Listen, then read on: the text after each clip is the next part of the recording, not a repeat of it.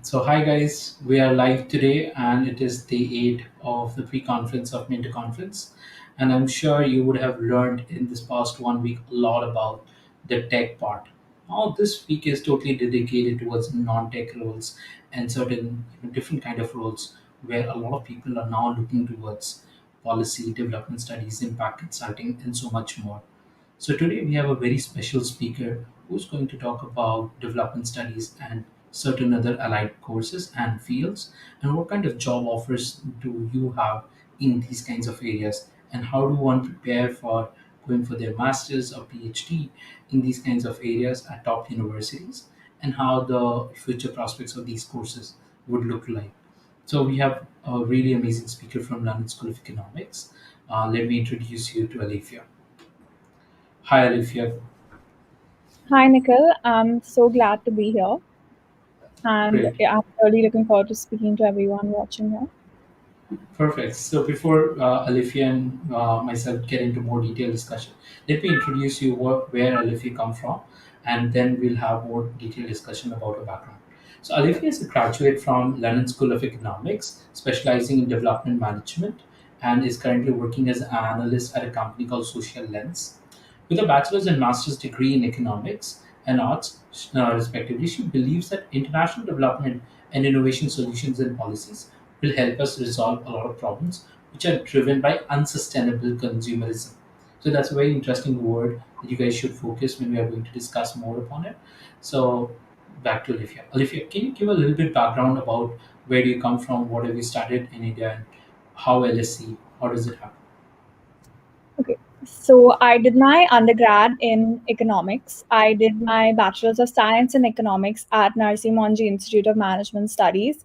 The reason why I did a BSc and not a BA was because I believe that eco and stats go hand in hand, and economics is a science and it needs a very like technical approach to it. Like theory and all is of course the core and the basis, but today economics as we know it is moving a lot into statistics, into modeling, and there is no economics without numbers. So that's why I believe in, that's why I went for my BSc. So after my BSc was completed, I during while I was studying, I started gaining a very strong interest in foreign aid.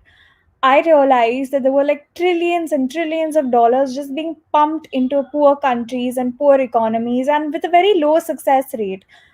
I heard that over $120 billion was pumped into Africa, and the countries were still poor, and that's a lot of money and can actually pull a country out of poverty. So that got me interested in the world of international development, into politics, and I realized I needed to know more. So then I enrolled for my masters of politics at the University of Mumbai, and I studied for 2 years. During the first year, I specialized in international relations, where I did a postgraduate diploma course on the weekend while my master's was during the week. And in my second year of my master's, I began working with Observer Research Foundation, where I heavily specialized in capacity building between India and Africa. So I worked in research, and my chapter actually got published with Palgrave and Macmillan a few months ago. So it was a very interesting experience for me because that bridged the gap between the numbers of economics and the theory and the stories that politics gives you. And that experience and knowledge, and just having like knowledge of two worlds, as well as work experience with ORF and research experience, really gave me the base to apply abroad for LSE. So that's where my interest for development began, right, with foreign aid. And then I got the best of both worlds. I got the economics and I got the politics. And that's how that gave me a really strong base to apply to LSE. So at LSE, I did my master's in development management because throughout the course of my research, I realized that development alone is important. It's important to know what development is. Like, this is what development can help you do, but only when you manage development sustainably and effectively will you get results. And that those ideas and principles of management extend to every aspect of life. So that's why I found it important. Back to you, Nikhil.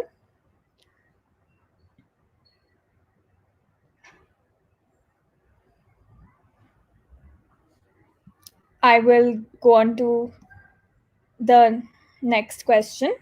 So, how I applied for London School of Economics was, I I had to write an SOP, which which I wrote with the feeling that they need to know where my passion is, what my goals the with my application, and what I want to do with the degree. So that really formed the centerpiece of my whole application. And yeah, that's how I applied for LSE. Next question, please. Yeah. Okay. So the next question is about development studies. What is development studies, if you can explain in a very simple term to the audience, and what kind of field is it? What are the prospects of this field? Okay. So development studies, as the name suggests, is it's basically a multidisciplinary approach to development. Development essentially looks at growth of people, growth of economies, growth away from poverty. So largely, I'm not. I guess you guys must be familiar with the UN Sustainable Development Goals. So that looks to reduce poverty, eliminate water shortages, reduce climate, like basically help the economy for climate, reduce inequalities between people, promote a equitable gender balance between men and women. So this is what development is, and these are the issues that development looks to solve. So development studies essentially comprises of various theories, approaches that look to make improve the growth and development of the world. So you have your economic side to it, where you're looking at economic development, and then you have your human side to it, where you're looking at human development. So economic development would be more towards growth of economies, growth of private, like how to sustainably make a poor country into a rich country. What are the traps that poor countries fall into? Why are the rich countries getting richer, and why are the poorer countries remaining poor, and why are like middle economies like India not growing as fast as they should be? So these are some of the questions that development studies seek to answer. And on the human development side, you have things like, why is a like how can we break a person from the cycle of poverty? Why is malaria more concentrated in the African belts versus India? So you look at health, we look at poverty, we look at women. Why is women violence against women higher in these countries? What can be done to break them? So we also seek to, through development studies, we also seek to answer some of the most pressing questions that society faces on a day-to-day basis. And this is why that's where my passion from it sprung, because at the end of the day, I wanted to make a change in the world. I see inequalities around me every day, and this by studying this is my answer, my road to seeking this answer. Yeah. Interesting. No, I think that's a very good subject, honestly, and I think few of the Indian institutions have also started adopting in engineering domains. I remember as an optional development studies. So perfect. So help us understand what is the scope. I understand from the current question that you just answered, there is definitely a good scope. But as an individual, what is the scope of one person in this field, and with what expectation one should enter into this field? Okay. So I'm going to speak clearly from the point of getting careers. So, like I mentioned, development studies is a very broad field. So, say I want to get into research. So, then you can either work for the government, you can work for private think tanks, and things like that. Another aspect of it is working for the non-profit sector. So, you can either work directly for a non-profit, or you can work like at a consulting agency, like where I work.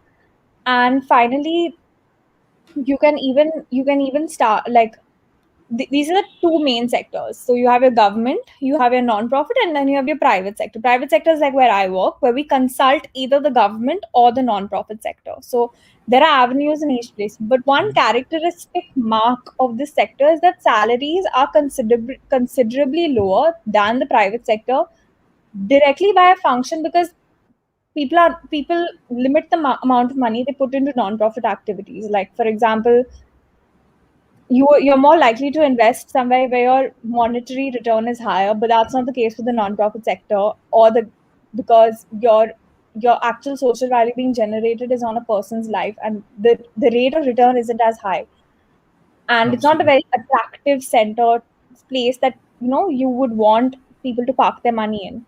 But that again, at the end of the day, is compensated by the feeling that I have, every day I feel I have made a difference to someone's life. I have made change, so I'm not carrying any baggage at the end of the day, like what am I doing with my life? Like that answer is always there.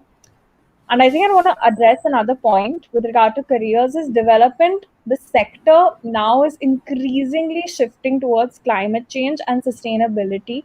And companies, people, governments all want answers to how do I become sustainable? How can I become environmentally compliant? So people are looking towards development sector professionals to answer this question. And that is the biggest scope in the sector, because that is where the money is going to come into environment sustainability, into company sustainability, waste, low, all of those things. So I feel that Got is it. the I future think, yeah, sector. low energy, zero carbon footprint, and a lot of Exactly. ethical standards that the company is going to follow. I think that's a very interesting perspective. But talking about in India, this field is not very popular in India. So I believe that that's one of the reasons that going abroad or studying abroad could have been a choice, right?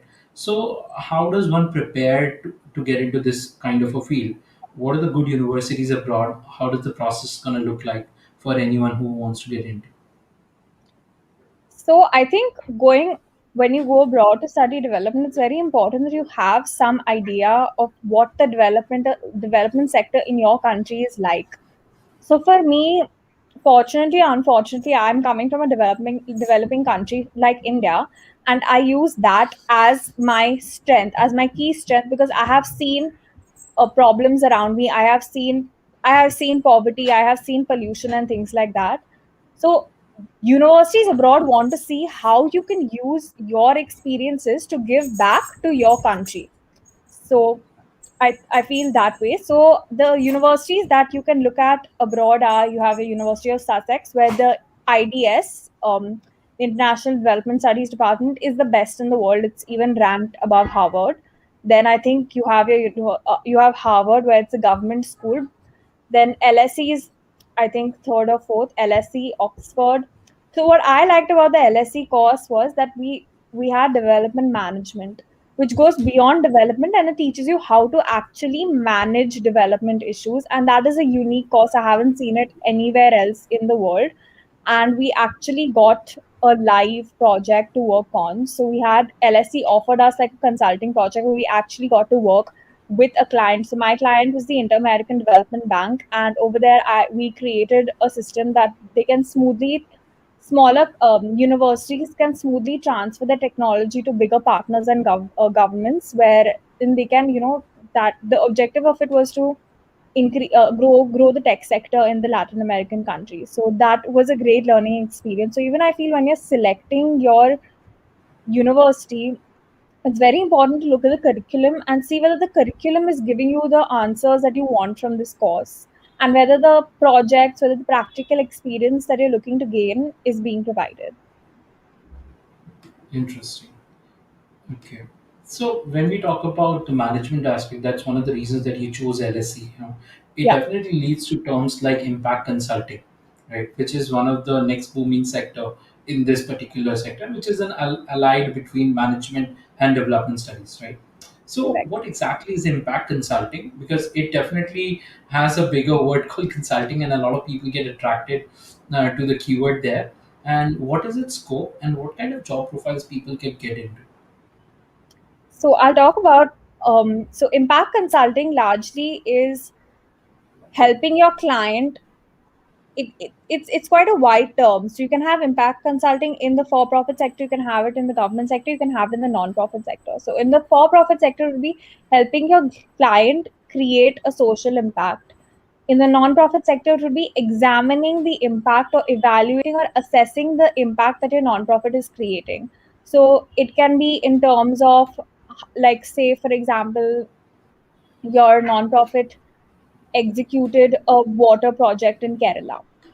They built toilets in Kerala. You want to see how relevant was the intervention in Kerala? Was it actually needed? How efficient it was? Like, was the program thoroughly sound? Has it benefited the people? Are there any negative effects? Has it led to a behavior change in the people? So these are the kind of questions that an impact consultant would be required to answer, going out into the field, seeing things, even quantifying using like your SVG indicators, quantifying, because at the end of the day, your client wants to look good. Your client wants to show that they have made an impact, or they want to show how they can make an impact. So you evaluate impacts, and then you also build capacity. So capacity building is the second arm of it, where you build capacity in the staff of the people. So you can work with an organization and you can clean up the systems and processes like a normal consulting role. So but the only difference is, instead of doing it for like a company, you're doing it for a non-profit organization. So your end tangible goal will not be the company profit, it'll be the program they are executing and the social impact that they're creating.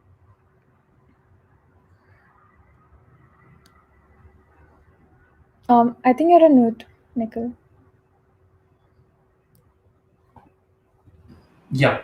So let's come back to the interesting journey of planning and applying to top universities, because LSE, as you mentioned, is in the top four or top three in this field. So what is the general process or the timelines that starts for it? I know I'm asking a very trivial question here, but a lot of students who are going into this field, they really have very less clue about it. So what is the usual timeline that someone should look at, and what are the profile building element that you would want your juniors to follow? Okay, these are the certain things that you should follow, so that your profile aligns to what a university may look into. Yeah. So I think if your intake is in September, you need to plan from the September before. You need at least a minimum of 1 year of planning, because first you have to, step by step, first you have to look what are the universities, what is the curriculum, talk to the alumni, see is this what I really want to do? Are things really as good as they look online? Are the professors good? Because for me, going to LSE, the professors were great. They had an open door policy and it was amazing. So these are the things you can't see online, you can't see from a website. So that whole understanding and researching process itself takes about a month to, so you can finally see the universities that you want to apply to, because applying is not cheap, applying is expensive. So you don't want to make blind decisions about choosing the universities. That process can help you save a lot of time and money, instead of applying to like 10 universities, not knowing who's offering what, how good it is. You'll end up spending £1,000 or £500. But if you research and pick four or three universities and give your whole 200% to these three universities, your chances of getting in are much higher. So that is your planning stage. Then you move on to what you need in terms of grades, what you need in terms of SOPs. Then again go back to the drawing board and see, look at the alumni who've passed out from this course. What have they done? What do you have in common with these alumni people? What can you show? Where are they working now? Can you draw your career trajectory to a similar manner to theirs? Because if they can get in and you all have a similar career line, chances that you can get in are also a lot higher. And finally, with the SOP stage, which I believe is key to getting into any university, because that gives you a real chance to make your case, to make your argument about why you and not the other person who has the same marks and same experience as you. So SOP is really your, just keep asking yourself like, am I answering the question, why should I pick me? Why me? Why are my dreams bigger than the next person on the list? So it gives you a chance to make that case for yourself, that why and how you will use their degree to actually make a change in this world. Why having that LSE degree is important for you to add social value. Because at the end of the day, a university will pick a student, that student has to go out in the world and make a change, right? That's how the alumni shines, that's how the university gains a reputation. So it's important to think from both sides of the board. Okay, so I think that's a very insightful thing. Like 1 year, a lot of students miss out this timeline. So guys, start at least a year early so that you kind of manage everything in time. So talking about scholarship, because it definitely comes under the non-STEM category for the regular fields. So US has a very different kind of a visa policy, which kind of also reduces a lot of people's interest. But as you clearly mentioned, there are so many good universities that they can target. It's just not a bias that one should always pick up. So, what are the kind of finances that this course usually requires at the master's level, and what kind of top scholarship that one can aspire or plan for, if they are planning early? So I think the average fees for a development studies course is a lot lower than what you would pay for a business degree or for like a science and engineering degree, which I believe for them per year it's around 28 to 35,000 pounds a year. But for development studies, it goes down to anywhere between 16,000 pounds to about 22,000 pounds to the highest. Like Sussex, which is the best in the world, they charge 16 or 18,000 pounds, and LSE I think was about 21,000 pounds. So it is about 7 to 8,000 pounds lower. Then again, with regard to living costs, London a, is the most expensive city in UK, so your living costs are considerably higher. And but then again, Sussex, which is south of London, is also a lot cheaper, so the living costs do fall down. With regard to scholarships, you have your Commonwealth scholarship, which Indians can apply for, and I know a lot of people who have received the Commonwealth scholarship. So even if you look them up on LinkedIn, contact them, ask them how the process was, because online it's just like ABC, but in reality there are a lot of sub steps and things you might miss, things that you don't even know that that is might be important for an interview and things like that. Of course, you have your INLAC scholarship, you have Narotam Six Area, you have your KC Mahindra and things like that. So there are limited scholarships that are available to UK as compared to US, which I believe is a lot more. And but they're not impossible to get. And also LSE does offer financial support on a random basis. So you can just apply for it, and it's on a random lottery basis. So you might get like a small amount, like 4,000 pounds or 3,000 pounds or something like that. Okay. Interesting. So it's more towards the ROI that we need to look towards, not just a scholarship. If I'm making sense, right? Yeah. Okay, perfect. So, guys, one thing is that yes, there are a few scholarships and very reputed one, Commonwealth in lakhs and all, but then they might be competitive. So, starting early would be a very good opportunity for all of you. And yes, as I think Alifia mentioned, that your SOP needs to stand out. It needs to have a very clear application or a clarity of thoughts that why you want to pursue a particular course in that university. That would help you out. But then there are other factors. So let's talk about a little bit of the other factors in the profile that could make or break the applications. I think Shubham in the audience has asked whether the SOP is more important than the GRE. So your GRE score is very important. Your marks have to cross the minimum limitation. And I think in business, like, but beyond that, like once you cross it, then it's all about you. Then the mark is just it's just a benchmark. It's just a standard. After you cross that, and there will be like 50% of the applicants may cross that, but beyond that, to get to that 5 or 10%, it's all about your SOP, your extracurriculars, your everything else, your letters of reference, which is why your work experience comes into play, because you can give academic letters of reference, anyone can produce by going to university.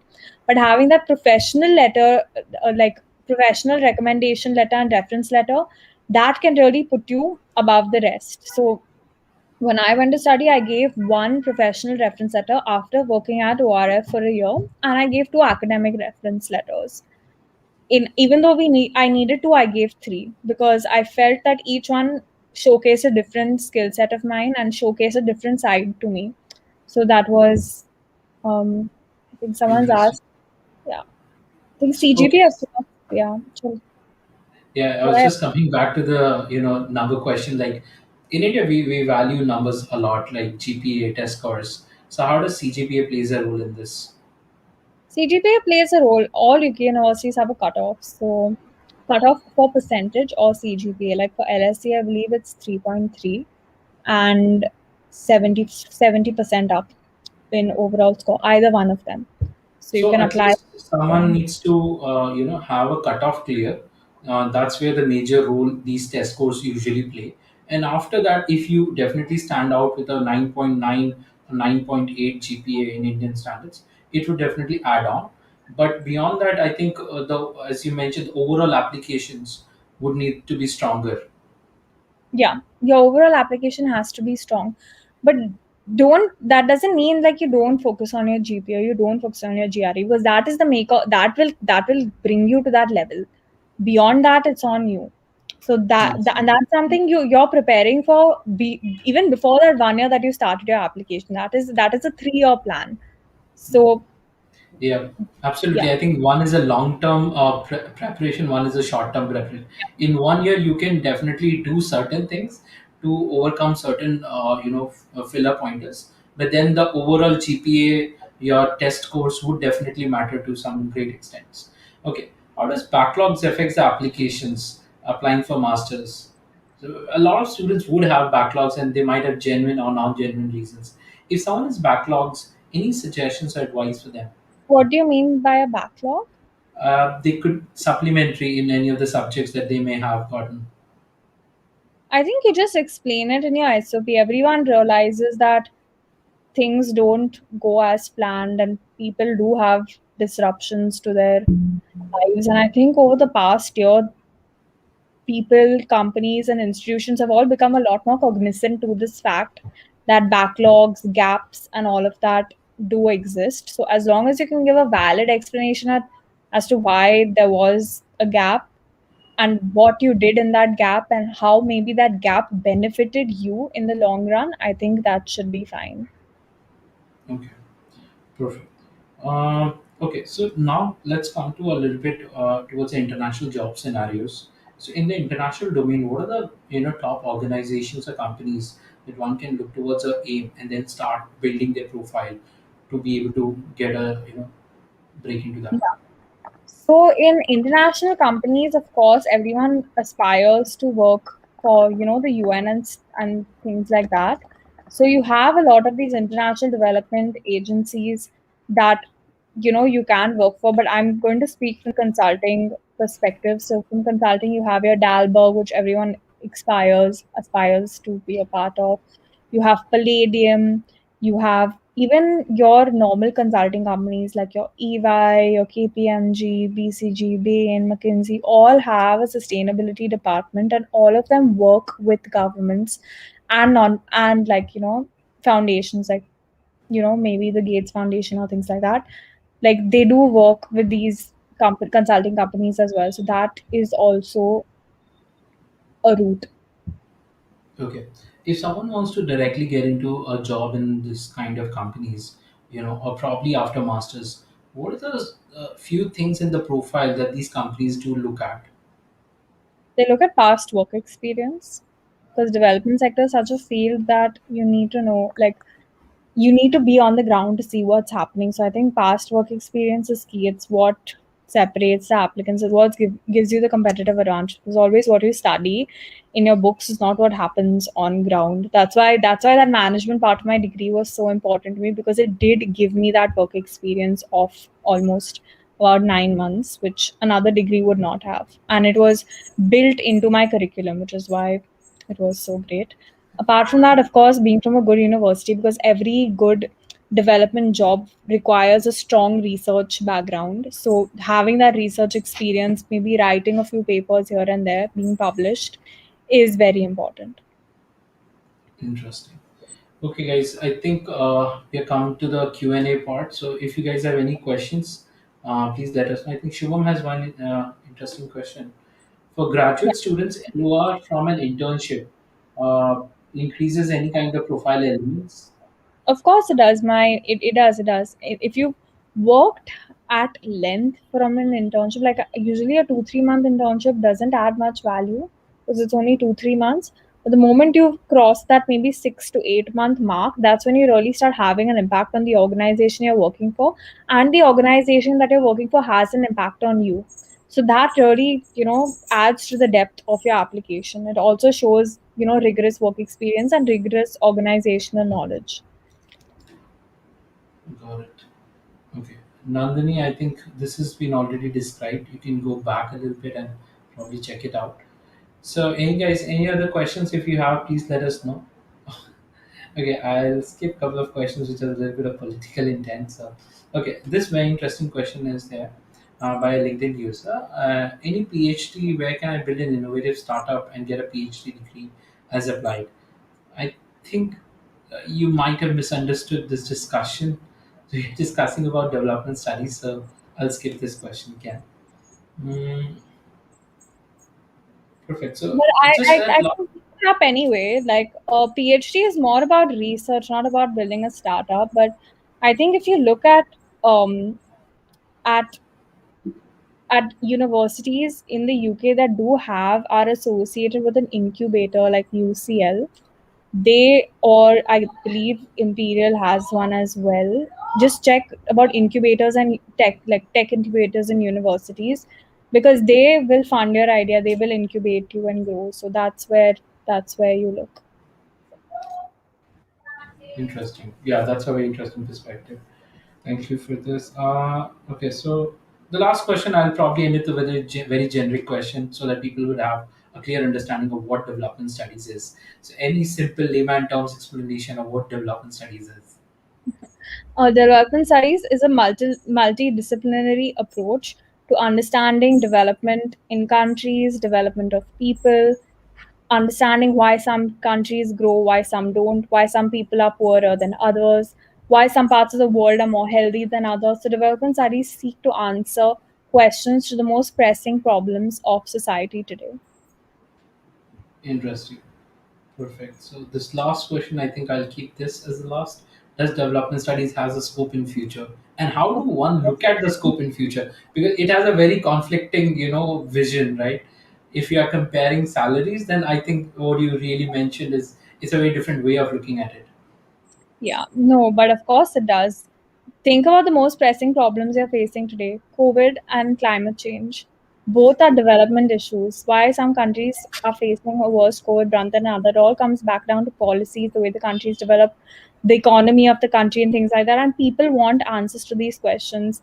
Tomorrow, when the economy is going to go down because of COVID, the government is going to consult economists or development professionals to see how can my I support my poor population. And the biggest of all is climate change, because all big companies, from your from your Amazon to your Facebook, the biggest guys on planet today are pumping money to find solutions to climate change, and development studies has huge scope in sustainability and climate change.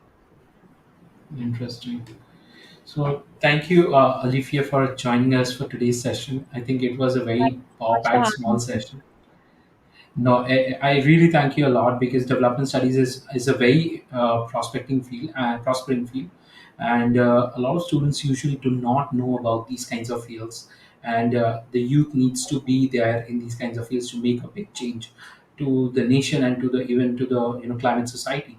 So thank you for being in this field and contributing to the economy and to the development of different nations. And thank you for joining today at the Ment conference. Thank you so much, everyone who's joined. Please feel free to reach out to me on LinkedIn for any support on anything. I'll be glad to help. Thank you. Okay. Thank you. So, guys, this was a very quick power pack session on development studies by Alefiya. Alefiya is an LSE graduate, as you already know, and LSE is the top four universities in the world in development studies. The number one is University of Sussex, and then there's Harvard, and there are a few Oxford and all. So you should check out these universities if you are planning to work in public policy or policy making or impact consulting, climate change consulting, or any kind of pressing issues of the societal needs, consulting in those domain to corporates and to government. So this particular domain is not like minting money as like a quick rich scheme, but it's more towards someone who is more self-driven to make a change in the environment or to the society. So that this was today's session. Unfortunately, we could not conduct another session, which was with Yash, but we'll very soon try and conduct this on probably our Instagram live. And we just had an Instagram live session 30 minutes ago, sorry, 1.5 hours ago, on Foreign Admins channel with Lakshya, who is an economics PhD aspirant. So definitely go and check out about personal finance, economics, and PhD if that is your interest. So today's session is over. So tomorrow onwards, we'll come again with another new set of sessions, which is going to be in career counseling and um, different kinds of other niche fields where you can build your profile. And stay tuned. 24th and 25th July is the prime days for Mentor Conference. In these 2 days, we would have everything and anything that is related to study abroad would be guided to you there from all the top graduates like Alefiya and so many more from Harvard, Stanford, Brown, Kellogg, Carnegie Mellon, and so much more. So do join us on 24th and 25th July on YouTube, on LinkedIn Live, whichever platform you are there listening to us, to join us there. And we would be really happy to guide you in depth, in details about bachelor's, master's, MBA, and so much more fields. If anyone has attended the session from the community, their feedback form would be floated in the community. You can share your feedbacks about the particular event in the community itself. So thank you for joining us today. See you tomorrow.